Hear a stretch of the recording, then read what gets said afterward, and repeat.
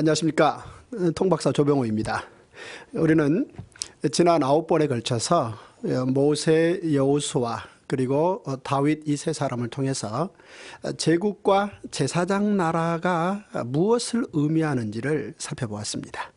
다시 말해서 모세 때 히브리 민족이 애굽에서 나올 때 애굽 제국주의를 경험하고 그것을 기반으로 오히려 제사장 나라 법을 받아서 그 민족이 새로운 세계를 향한 꿈을 꾸는 이야기, 그리고 이어서 여호수아 때 바로 그 법과 군대를 가지고 영토를 확보했음에도 불구하고, 즉 영토 확보라는 그 거대한 중차대한 역사적 사명을 잘 감당했음에도 불구하고 왕이 되지 않고 제사장 나라의 거룩한 시민이 되겠다라는 여호수아의 그 뜨거운 제사장 나라를 향한 그 선언을 우리는 공부했습니다. 뿐만 아니라 바로 이렇게 모세와 여호수아를 통해서 법과 군대와 영토를 최종적으로 확보한 그 기반 위에 다윗이 40년 정도 국가를 경영하면서 비록 형식상은 왕이었지만 그가 얼마만큼 국가 권력을 제사장 나라 경영이라는 하나님의 꿈에 최선을 다해서 맞춰가며 정치를 했는지, 이런 내용들을 전반적으로 살펴보면서 우리는 제국과 제사장 나라의 관계의 기본을 이제 이미 공부를 마쳤습니다. 이제 오늘 이 시간 이후부터는 이제 본격적으로 등장하는 이 아수르 제국, 그리고 이어지는 바벨론, 페르시아, 헬라, 로마 등 이 5개 제국과 예루살렘을 중심으로 한 성전, 그리고 더 나아가서 이 예루살렘 중심의 성전과 이 5대 제국의 이 변동 속에서 어떻게 제국이 흥망성쇠 과정을 이루어가는지를 좀 더 꼼꼼히 면밀하게 살펴보는 시간을 가질 것입니다. 오늘은 아수르 제국과 사마리아인이라는 제목으로 살펴볼 것입니다. 먼저 우리 예수님의 유언을 생각해 봤으면 좋겠습니다. 우리 예수님께서 이렇게 유언하신 적이 있습니다. 너희가 성령이 임하면 권능을 받고 예루살렘과 온 유다와 사마리아 땅끝까지 이르러 내 증인이 되라 라고 말씀하셨습니다. 그런데 여기에서 한 가지 우리의 관심을 맞춰봐야 될 부분이 바로 사마리아입니다. 지리적으로 볼 것 같으면 예루살렘이라는 거점 도시를 온 유다가 둘러싸고 있습니다. 따라서 예루살렘과 온 유다 그리고 땅끝, 이렇게 거점 도시 예루살렘을 중심으로 파장이 사방으로 퍼져간다라는 측면에서 자연스러운데 왜 부득불 사마리아를 예수님이 거기에 집어 넣으셨는가라는 생각을 해보지 않을 수 없다는 것입니다. 왜냐하면 이 예루살렘은 온 유다, 그 다음에 사마리아는 북쪽이란 말이죠. 그러면 동쪽과 서쪽과 남쪽은 어찌 되는 것입니까? 이렇게 우리 예수님이 그 중요한 유언을 최종적으로 말씀하시는 데서 사마리아를 꼭 꼬집어서 말씀을 하신 부분에 이유가 있지 않겠느냐라는 생각을 해볼 수 있다는 것입니다. 사실 우리 예수님은 꼭 유언 때만 그렇게 사마리아에 대해서 말씀하신 건 아니죠. 한 번은 예수님이 공생의 사역 가운데 여리고 성에 올라가던 한 사람이 강도 만났다라는 말씀을 하신 적이 있습니다. 그때 제사장이 그냥 지나가고 레위인이 그냥 지나가는데 사마리아인이 강도 만난 사람의 여러 가지 형편을 잘 살폈다라는 측면에서 새로운 삶의 방식으로 사마리아인이 예를 들어줬다라는 사실을 우리 기억하고 있을 것입니다. 뿐만 아니라 우리 예수님께서 행로에 권하셔서 사마리아 인근의 우물가에서 앉아 있으실 때 사마리아 여인과 깊은 대화를 나누신 적이 있습니다. 그때 예배하는 자가 신령과 진정으로 예배해야 된다라는 아주 중차대한 예배 방식의 선언을 사마리아 여인과 대화 속에서 말씀하셨다라는 사실은 참으로 그 당시 예수님의 말씀을 듣는 유대인들 입장에서는 충격적인 이야기였다라는 생각을 해볼 수가 있습니다.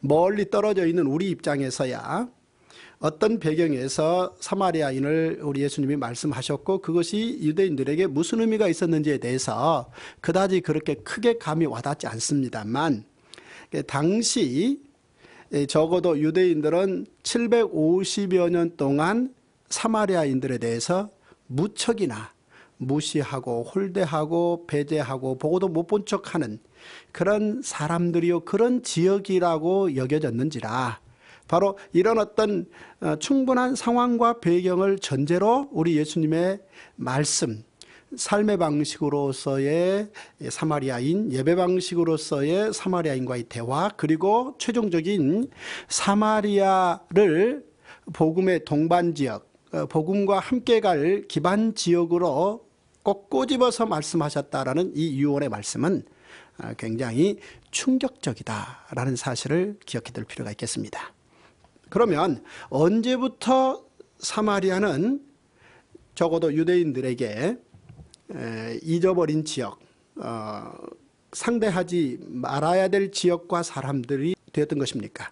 바로 이 부분을 우리가 좀 생각을 해 두어야 예수님께서 그 유언을 말씀하셨던 그 부분의 무게를 우리가 가히 정확하게 짐작할 수 있고, 바로 이 부분이 짐작이 되어져야 예수님의 유언은 우리의 삶의 미래의 에너지이고 방향이고 목적인데, 그런 부분들을 좀 더 충실히 수행할 수 있지 않겠는가라는 측면에서 볼 때, 오늘 바로 아수르 제국과 사마리아인이라는 제목의 이 내용은 적어도 우리가 예수님의 지상명령을 실행해야 된다라는 측면에서 생각할 때 더욱더 무게 있고 비중 있는 내용이 될 수 있겠다라는 생각을 해보게 됩니다. 먼저 그러면 사마리아는 언제 등장했으며 얼마만큼 지속했으며 왜 역사 속에 잃어버린 도시, 멀리해야 될 도시가 되었는지 한번 따져볼 필요가 있겠습니다. 먼저 사마리아가 등장하게 된 가장 큰 배경, 그러니까 전체 역사의 숲을 볼 것 같으면 남북 분단 때문이다, 이렇게 말씀드릴 수 있겠습니다. 무슨 말입니까? 다윗 왕과 솔로몬 왕 때 그 나라는 실로 대단히 영향력 있는 고대 근동사회에 아주 국제 정치를 리더하는 획기적인 나라였습니다. 그런데 말씀드렸듯이 우리가 지난 시간에 충분히 살펴보았듯이 솔로몬 사후에 남과 북이 분단이 되고, 남쪽은 예루살렘 중심의 두 지파가, 북쪽은 결국 사마리아 수도 중심의 10지파로 남북이 분단되었다라고 말씀드렸는데요. 이 솔로몬 사후 남북 분단 때문에 사마리아라는 도시가 월등히 드러나는 계기가 되었다. 이것이 가장 큰 숲에서 본 사마리아 등장의 배경이다, 이렇게 정리해 두시면 되겠습니다.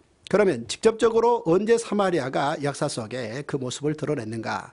바로 북이스라엘의 오므리라는 왕이 있습니다. 저는 이분의 이름이 잘 기억이 안 나서 오므라이스 동생 오므리라고 외워두었습니다. 이 오므리 왕 때 이 왕이 세멜이라는 사람으로부터 큰 산을 하나 구입하게 됩니다. 그리고 바로 그곳에 북이스라엘의 새로운 수도, 행정수도로 북이스라엘의 확고한 거점 도시로 세우는 것이죠. 따라서 이 오므리 왕은 세멜에게서 그 땅을 샀다 해서 이름을 바꾸어서 사마리아라는 이름으로 북이스라엘의 새로운 수도로 정했고요. 이때 오므리가 세멜에게 비용을 지불한 액수는 은 2달란트다라고 보시면 되겠습니다. 앞으로 이제 은 이야기, 금 이야기, 그리고 달란트 이야기가 반복적으로 이 성경과 5대 제국의 특강이 진행되는 도중에 여러 차례 등장할 터인데요. 오므리 왕이 세멜에게서 은 2달란트를 주고 땅을 구입해서 사마리아 성을 사마리아라는 도시를 세웠다. 이 부분을 좀 더 정확하게 기억해 두시면 이제 금에 대한 액수에 대한 느낌이 계속해서 도움이 되실 것이라고 미리 말씀해 드립니다. 자, 이 오므리 왕이 사마리아 성을 세우고 그리고 북이스라엘 10지파의 통치 명령을 바로 이 사마리아에서 내리기 시작하는 것이죠. 뿐만 아니라 10지파의 좋은 것들 그리고 특히나 이 국가에 반드시 내야 되는 세금은 사마리아 성으로 다 모아지고, 사마리아는 실질적으로 오므리 왕 때부터 예루살렘과 평균적으로 비교했을 때 5배 이상 되는 강력한 경제력과 군사력을 가진 예루살렘에서 부러워하기 이를 데 없는 획기적인 도시로 급상승해서 새로운 정치 권력의 거점이 된 도시가 되었다라고 기억해 두십시오. 그런데 바로 이 사마리아 성을 세운 오므리 왕이 또 하나 하는 일이 있었는데, 바로 자기 아들 아합을 페니키아의 공주 이세벨과 정략 결혼시킨 것입니다. 따라서 이세벨이라는 공주가 사마리아 성으로 시집을 와서 이후에 왕의 부인이 됩니다마는 사실은 왕을 넘어서는 사마리아 권력의 지배자로서 그 권력을 휘둘렀던 이야기가 사마리아를 기반으로 진행된다라는 사실을 기억해 둬야 되겠습니다. 보십시오. 우리가 구약 성경을 공부해 갈 때 선지자라는 사람들에 대해서 반드시 기억해야 합니다. 즉 구약 성경의 두 골격이 모세 율법과 선지자들로 기반이 되어 있는데요. 이 선지자들이 여러 분 등장하는데 그들 가운데 대표적인 선지자를 한 분 부득불 꼽으라. 그렇다면 엘리야가 꼽힐 정도입니다. 따라서 이 엘리야는 사실 굉장히 부드럽고, 즉 사르밧 과부와 그 깊은 그 속사정을 나눌 수 있을 정도의 굉장히 부드럽고 품어 안아가는 멋진 모습과, 또 이 갈멜산에서 바알과 아세라 선지자들 850명의 그들과 한 사람이 대결을 치러서 승리를 거두는, 그래서 그 승리의 결과로 450명의 바알 선지자들을 그 자리에서 백성들의 힘을 빌려서 처단하고 득세하는 이런 아주 강한 모습을 지닌 분이 엘리야 선지자입니다. 따라서 우리가 가끔 찬양할 때도 빵빵 하나님은, 이렇게 엘리야가 빵빵하다라는 그런 어떤 자신 있는 찬양도 우리가 엘리야를 생각하면서 하나님께 부릅니다만, 바로 이 강력한 선지자 엘리야가 사실상 이세벨이라는 사마리아 권력자 앞에서 얼마나 힘없어지고 보잘것없어지는지를 극명하게 보여줬다는 것이죠.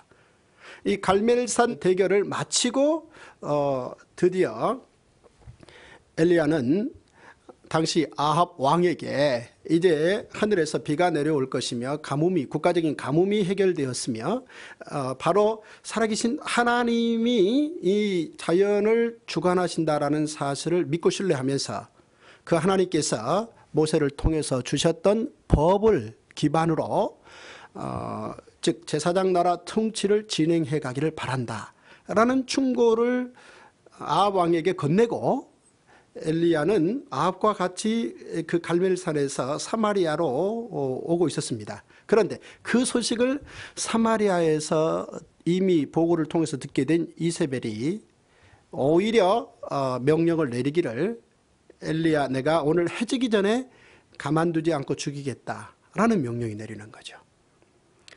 이 이세벨이라는 여인이 왜 이렇게 당당한 것입니까? 사실 이세벨이라는 여인이 이렇게 당당한 이유는 두 가지입니다. 첫째는 그가 바알 신앙을 가졌다라는 신앙인이라는 것과, 또 하나는 사마리아 국가 권력을 가졌다라는 측면에서 이 두 가지를 가지고 이 여인은 이렇게 엘리야를 겁먹게 하고, 엘리야가 이세벨의 그 결심을 듣고 사마리아로 직접 들어오지 못하고 오히려 광야로 서둘러 자기 목숨을 보존하기 위해서 도망해야 했다라는 사실입니다. 재미있는 사실은 우리가 성경에서 볼 때 야곱의 아들 요셉이 히브리 민족인데 애굽 민족이 가지고 있는 국가 권력을 가지고 사용한 적이 있다는 것과, 그리고 또 이 페니키아 민족인 이세벨이 사마리아에 와서 히브리 민족이 가진 나라의 국가 권력을 가지고 사용한 적이 있다라는 측면을 비교해 보면 아주 흥미롭습니다. 먼저 요셉은 히브리 민족으로서 애굽에 가서 그 국가 권력을 가지고 7년 동안 자연 재난을 극복함으로 애굽의 모든 사람들에게 결국은 명예를 선물 받고 국민적 영웅이라고 칭찬받아서 바로 그 명예를 선물 받은 것을 기반으로 아버지 야곱의 70일의 국장과, 그리고 아버지가 가나안 땅 헤브론의 막벨라 굴에 묻어달라라는 그 유언을 실행하기 위해서 애굽에 아주 영향력 있는 사람들까지 다 동원해서 장지까지 다녀오는 일로 말미암아 애굽 백성들을 살리고 하나님의 뜻을 이루는 입애굽에서 출애굽까지 그림을 그리는 그런 아주 놀라운 일을 실행했다라는 사실을 우리는 지난번 강의를 통해서 이미 설명을 했고 들어 알고 있습니다. 그런데 이세벨이라는 이 여인은 이 페니키아에서 온 한 사람인데 히브리 민족인 그 북이스라엘의 사마리아 권력을 가지고 북이스라엘 전체를 아예 그 히브리 민족이 모세 율법을 가지고 진행시켜가야 될 제사장 나라의 근간을 송두리째 오히려 뿌리를 뽑아버리는, 이 부분에 대해서 하나님께서 엘리야를 통해서 결코 그럴 수 없다라는 측면에서 강력하게 엘리야의 사역을 통해서 상황을 반전시키려고 했음에도 불구하고 이세벨이라는 여인은 바로 사마리아 국가 권력을 가지고 그 부분을 무참히 박살내고 무효화시켰다라는 사실을 보게 됩니다. 결국 엘리야는 도망을 하게 되고, 그리고 엘리사라는 제자를 키우게 되고, 엘리사 선지자는 또한 자기 선지생도 제자를 키움으로 말미암아 그 선지생도 중에 한 사람이 당시 북이스라엘 사마리아 권력 근처에 있던, 권력 주변에 있던 예후라는 왕에게 기름을 부음으로 말미암아 오므리 왕조를 뒤엎는 쿠데타를 예후가 일으키게 되고, 결국 그 예후에 의해서 이세벨이 최종적으로 창틀에서 떨어져서 죽게 되는 그런 최종 결과가 있었다라는 사실을 우리는 기억해 둘 필요가 있습니다. 이제 드디어 북이스라엘, 즉 사마리아의 국가 권력은 예후라는 사람으로 넘어갔습니다. 그런데 이 예후가 바로 오므리와 이세벨이라는 이 바알 정권을 송두리째 청산하고 새로운 국가 권력자가 되었음에도 불구하고 하나님께서 예후에게 최종적으로 요구하시는 요구사항, 다시 말해서 다윗 같은 제사장 나라 국가 경영에 대한 바람이 우리 하나님의 예후를 향한 바람이었는데, 예후는 거기까지 깊어지지 못하고 북이스라엘을 창건했던 여로보암 1세 정도의 이 국가 권력을 유지했었다라는 사실입니다. 그런데 한 가지 재미있는 사실은 바로 이 예후 왕이 사마리아 권력을 가지고 사마리아를 통치하고 있을 때 이미 북쪽에서 아수르가 등장을 해서 어느 만큼 주변에 있는 인근 나라들에게 강력한 영향을 미치기 시작했다는 것이죠. 제가 앞선 시간에 말씀을 드렸습니다만 영국 대형 박물관에 아수르관에 가실 것 같으면 블랙 오벨리스크라는 큰 석탑이 있다라고 말씀드렸습니다. 그런데 그 석탑에 어느 한 사람이 굉장히 비굴하고 초라한 모습으로 엎드려 있는 그림이 그 부조 안에 들어 있는데, 그 그림의 주인공이 바로 북이스라엘의 사마리아 권력자 예후였다는 것이죠. 그 예후 왕이 아수르 왕 살만에셀 3세에게 북이스라엘의 생존을 위해서 갖다 조공을 바치는 장면을 아수르 왕이 거기에 기념비적으로 그려놨다라는 사실입니다. 예후 왕 때 비록 아수르에게 조공을 바치긴 했으나 그 이후 아수르가 약간 주춤하고 있는 사이 예후의 손자인 여로보암 2세 왕이 등장합니다. 그런데 바로 이 여로보암 2세 왕 때 북이스라엘의 경제가 월등해지고 그리고 그 모든 혜택을 사마리아가 누리면서 가히 사마리아는 실로 예루살렘에서 감히 넘겨다 볼 수 없을 만큼의 경제적 번영을 이루었다라는 얘기입니다. 그래서 이를테면 대부분의 부자들은 여름에는 여름궁을 짓고 겨울에는 겨울궁을 지어서 추위와 더위를 효과적으로 피해가면서 바산의 암소의 그 바산 지역의 송아지 고기가 맛있다고 그래요. 저는 아직 못 먹어봤습니다만 바로 이 바산 지역의 이 암송아지 고기에다가 포도주를 곁들여 마시면서 하프를 타고 노래를 부르며 즐거워했다는 것이죠. 충분히 풍요로웠다는 것입니다. 그런데 그런 상황에서 가난한 자들의 삶의 방식은 참으로 쉽지 않았고 어려웠는데 바로 이때 등장한 아모스와 호세아의 말을 들을 것 같으면 아모스의 지적을 우리가 인용할 것 같으면 부자들이 가난한 자들의 머리에 있는 티끌까지도 탐냈다. 이런 표현을 사용하고 있다는 것입니다. 그런데 그때 바로 아모스와 호세아 선지자가 등장해서 특히나 아모스 선지자가 등장해서 이런 사마리아의 경제적 번영은 오래가지 못한다는 것이죠. 즉 북방에 있는 아수르 세력의 등장 속에서 이 사마리아만의 경제적 풍요는 곧 사실 기둥이 무너짐으로 말미암아 전체가 송두리째 흔들릴 수 있다. 따라서 현재의 사마리아의 이 월등한 부에 만족하고 머물지 말고 새롭게 이 상황을 인식하고 제사장 나라 정치에 좀 더 충실해야 된다라는 강력한 메시지를 아모스를 통해서 사마리아 왕에게 전달되었다라고 보시면 되겠습니다. 그럼에도 불구하고 바로 이 북이스라엘의 사마리아 권력의 핵심의 권력자들이 이 말에 귀를 기울이지 않습니다.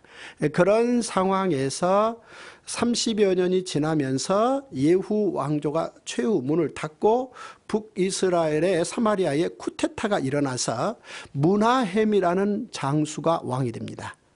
그런데 바로 이 무나헴이 왕이 되었을 때 북쪽의 아수르는 강력한 한 통치자가 등장하는데 이 사람이 티글랏 빌레셋 3세입니다.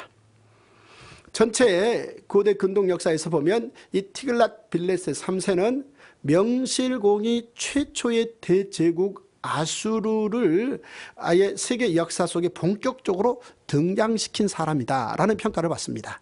바로 이 티글랏 빌레셋 3세가 등장해서 주변에 있는 모든 작은 나라들을 정복전쟁을 통해서 지배해가는 과정에서 바로 사마리아의 무나헴 왕은 이 같은 상황에 대해서 굉장히 긴박하게 상황 인식을 하고 최종 판단하기를 어떻게 하든 저 티글랏 빌레셋 3세에게 잘 보여서 이 사마리아 권력을 지키는 수밖에 없겠다라고 판단을 하고 오히려 무나헴 왕은 사마리아에 있는 모든 재물들을 모아서 은 1000달란트를 티글랏 빌레셋 3세에게 조공으로 바쳤다는 것입니다. 자, 은 1000달란트가 어느 정도인지 벌써 감 잡으셨죠? 북왕국의 오므리 왕이 사마리아라는 10지파의 새로운 수도를 정하는 그 큰 땅이 어느 정도 값에 거래되었느냐라고 말씀드렸고 은 2달란트 했다고 그랬습니다. 그런데 무나헴 왕이 은 1000달란트를 티글랏 빌레셋 3세에게 조공으로 바쳤다는 얘기는요, 산술적으로 간단하게 표현하면 사마리아 성 전체의 땅값의 500배라는 것이죠. 그러니까 사마리아 전체 땅을 500개를 살 수 있는 비용을 아수르의 티글랏 빌레셋 3세에게 조공으로 바쳤으니 사실상 사마리아의 그 거대한 경제적인 모든 부가 아예 송두리째 뿌리 뽑혀서 아수르로 건너가게 되었다라고 보시면 되겠습니다. 므나엠 왕은 이렇게라도 해서 사마리아 권력을 지킬 수밖에 없었다는 것입니다. 누가 그 많은 것을 보내고 싶어서 보냈겠습니까? 이런 상황에서 사실 사마리아의 지난날의 그 엄청난 경제력은 거의 바닥이 나간다라고 봐야 될 것입니다. 드디어 이렇게 바닥 나가는 이 사마리아 권력을 놓고 또 한 사람이 쿠데타를 해서 등장했는데 그가 베가 왕이고 이 베가 왕을 죽이고 또 한 사람이 등장을 해서 사마리아 권력을 움켜쥔 사람이 있으니 이 사람이 호세아입니다. 북왕국의 마지막 왕 호세아가 있고 그리고 선지자 호세아가 있습니다. 따라서 이 호세아라는 동명이인이 있는데 한 사람은 선지자였고 한 사람은 북왕국 이스라엘의 즉 사마리아의 마지막 통치자였다라고 기억해 두시면 되겠습니다. 바로 이 호세아가 사마리아 권력자로 있을 때 이미 아수르의 이 지배는 끊임없이 이 사마리아에게 영향을 미치고 있었고 주변에 있는 많은 나라들을 아수르가 지배하면서 많은 조공을 거둬들이고 있었습니다. 바로 이때 호세아는 아수르의 이 조공 요구를 감당하는데 너무나 부담스럽고 힘이 들어서 이 상황을 모면할 수 있는 여러 가지 방법을 찾아보는데 그 가운데 하나가 적의 적은 동질하고 주변에 아수르에게 조공을 바치는 주변 나라들과 힘을 합하는 일종의 동맹 방식이죠. 이런 방식을 하나 찾는 가운데 남쪽에 있는 애굽과 외교 동맹을 통해서 아수르로부터 어떻게 벗어났으면 이런 국가 외교 정책을 결정했고 실행하고 있었습니다. 그래서 이 호세아 왕은 아수르 왕에게도 조공을 보내고 또 이집트 왕에게도 조공을 보내는 형식을 취하고 있었던 것이죠. 그러다가 이집트 쪽으로는 조공을 계속 보내면서 아수르 쪽에 조공을 끊었습니다. 바로 이때 아수르 왕 살만에셀 5세라는 친구가 조공을 바치지 않는 사마리아를 처벌하겠다라는 이유로 군대를 이끌고 사마리아로 내려옵니다. 내려와서 사마리아 성을 둘러싸고 3년의 긴 공성전의 시간을 보냅니다. 근본적으로 고대사를 우리가 공부함에 있어서는 전쟁을 빼놓을 수 없다라고 초두에 이미 말씀드렸습니다. 생각해 보십시오. 어느 한 나라가 제국을 만들려고 함에 있어서 그 성을 지키는 수성전만 가지고는 제국을 만들 수 없는 것이죠. 반드시 어느 지역을 공격해서 그 성을 빼앗는 공성전을 치러야만이 제국을 만들 수 있는 것입니다. 따라서 제국 건설과 공성전은 뗄래야 뗄 수 없는 밀접한 관계가 있는 것입니다. 아수르의 군대들이 와서 사마리아 성을 둘러싸고 3년이라는 긴 시간을 버티고 있는 것이죠. 왜냐하면 사마리아가 그만큼 풍요로웠다는 얘기입니다. 사마리아 성 안에 먹을 것도 많고 아직 저장된 물도 충분히 있는지라 아수르의 병사들이 비록 사마리아를 포위하고 있었지만 3년을 그 안에서 버틸 수 있었다는 것이죠. 하지만 드디어 3년 만에 사마리아 성 안에 저장된 양식이 동인하고 또 물을 공급받을 수 없는 상황에 이르자 드디어 사마리아 내부가 무너지게 되고 사마리아 성을 포위하고 있던 아수르 군대가 사마리아 성을 넘어감으로 말미암아 최종적으로 사마리아는 BC 722년도에 그 운명을 다하게 되는 것입니다. 해서 호세아 왕이 죽고 사마리아 성은 어떤 권력도 없는 상태로 이제 무너지게 된 것이죠. 바로 이렇게 3년의 공성전을 통해서 사마리아를 점령한 살만에셀 5세가 이후에 바로 죽습니다. 그리고 바로 이어서 등장하는 왕이 사르곤 2세인데요.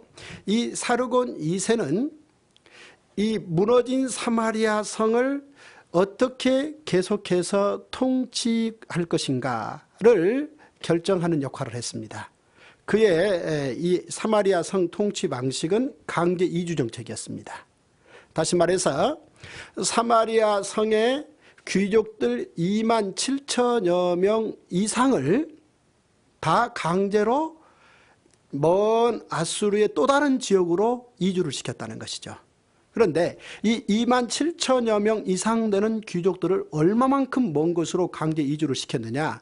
자그마치 사마리아 성에서 느느웨이, 아수르의 수도인 느느웨이는 북동쪽으로 약 한 880km 이상 먼 거리에 있는 곳인데 그 느느웨이 근처에 있는 여러 성까지 그들을 강제로 끌고 가서 그곳에서 정착시켰다는 것입니다. 보십시오. 서울과 부산 거리가 400km 정도 남짓됩니다. 그렇다면 850km 이상을 끌어갔다는 얘기는 마치 부산에서 저 신우주까지 그 먼 곳까지 그들을 귀족들을 뽑아서 강제 이주를 시켰고 그들은 이제 그곳에서 살아야 했습니다. 그런가 하면은 이제 아수르는 바벨론의 귀족들과 그 다음에 자신들이 지배한 점령한 또 다른 지역의 귀족들을 사마리아로 멀리 강제 이주시켜 했다는 거죠. 따라서 이제 사마리아는 대부분 이 평범한 사람들은 사마리아에서 오랫동안 살던 사람들이고 사마리아에 소위 영향력을 끼칠 수 있는 그런 능력 있는 사람들은 타국에서 끌려온 귀족들이었다는 것입니다. 결국 이것이 아수르의 제국주의 정책이었고 이 제국주의 정책으로 말미암아 아수르는 점령한 지역에 오래 통치하며 점령한 지역에서 어떤 반란도 일어나지 않도록 만들겠다라는 그런 이유 때문에 이런 정책을 진행시켰다라고 보시면 되겠습니다.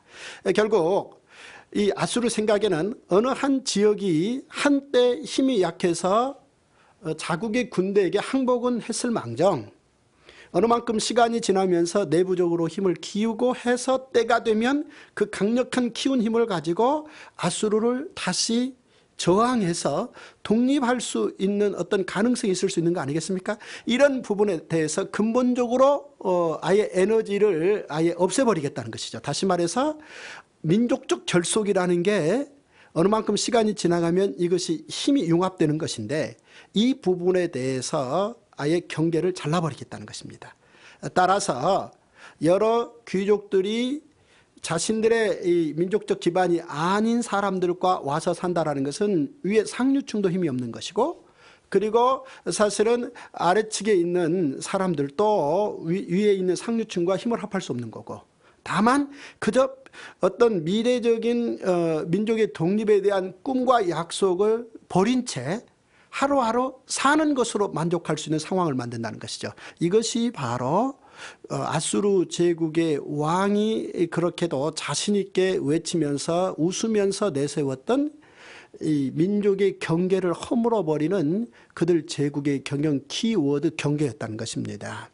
이 경계를 해체해서 민족 경계를 해체해서 혼혈족을 만들겠다라는 아수르의 정책이 예를 들어서 사마리아에서 시행됨으로 말미암아 결국 사마리아는 그동안 내려왔던 히브리 민족의 정체성이 근본적으로 소멸되고 점차 시간이 지나가면서 바벨론 등 인근에서 강제 이주되어 왔던 귀족들과 사마리아에서 이미 남아있던 사람들과 시간 지나가면서 혼맥이 이루어지고 결혼관계가 진행되면서 결국은 혈통이 섞임으로 사마리아인이 되고 말았다는 것입니다. 이 부분에 대해서 이때로부터 이제 예루살렘은 바로 히브리 민족의 이 피의 정통성이 이미 훼손된 사마리아 지역을 바라보면서 끊임없이 무시하고 등한히하고 같이 가고 싶지 않은 곳으로 여겨서 적어도 750년 정도의 긴 시간 동안 예루살렘은 사마리아에 대해서 배제했다는 것입니다. 사마리아를 아주 무시했었다는 것이죠. 이렇게 긴 시간이 내려오고 난 후 우리 예수님께서 바로 예루살렘 유다 쪽에서 아예 상대하지 않는 이 사마리아인들을 대상으로 삶의 방식이, 사마리아인의 삶의 방식이 좋을 수 있다. 뭐 전체 삶의 방식이 아니라 그 사마리아인을 꼭 꼬집어서 말한 것이죠. 그리고 이 사마리아인도 하나님 앞에 예배자로 설 수 있다라는 이 부분에 대해서 말씀하셨고, 나아가서 반드시 사마리아를 놓고 갈 곳이 아니라 함께 아우러서 복음의 동반자로, 복음의 동반지역으로 함께 서야 된다 라는 부분을 유언으로 남기신 것이다 라는 사실을 우리가 다시 한번 확인해 보게 되는 것입니다. 한때 거의 200년 동안 예루살렘을 무시하면서 권력과 즉 권력의 근간인 경제력과 군사력을 가지고 큰 소리를 쳤던 사마리아가 아수르 제국의 등장으로 말미암아 이렇게 소멸되었고, 이 부분에 대해서 제가 다음 시간에 묶어서 말씀을 드리겠습니다마는, 하나님의 세계 경영 속에서 북이스라엘의 10지파는 여기에서 그들의 역할이 종료되고 그 종료와 함께 사마리아인이 등장했다라는 사실을 우리가 기억해 둡니다.